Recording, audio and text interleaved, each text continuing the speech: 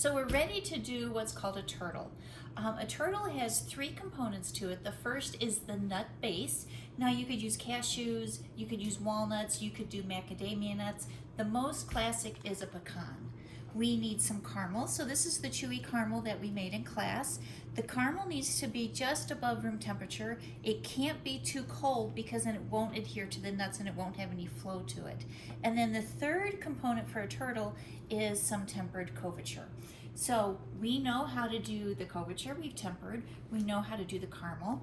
Now I just went ahead and prepped these nuts. These nuts have been sauteed in a little beurre noir, and then remember that is dark butter, and then I put a little bit of sea salt on them.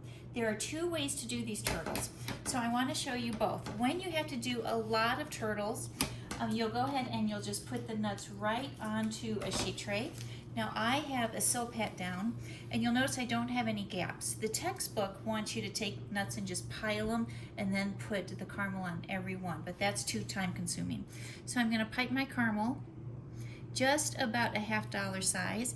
It will flow a little bit, and when this sets up and I peel my turtle away, any of these extra nuts, I just keep it on the sheet tray and I save it for the next production day when I have to do these. So I'm just squeezing this down. You can see the caramel has a little bit of flow to it. It's a beautiful color. So I would just continue my sheet tray. The second way, and this is what you will see confectionery shops do, they have their nuts already in their paper liners. So the nuts are down, and you'll notice I put enough nuts down because these sell for about $8 a piece. So we want to really give the customers their money's worth. And so I just squeeze my caramel right on.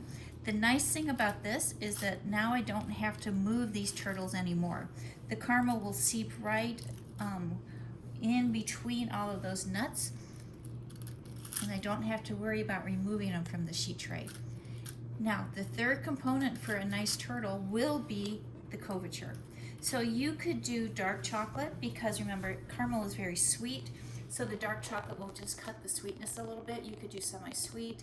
A lot of people like milk. You could even do white chocolate. But what we have to gear up for is the caramel has to form a skin, because that will keep the moisture from mitigating into the chocolate, which would cause the chocolate to bloom. And that's where we get the white streaks in.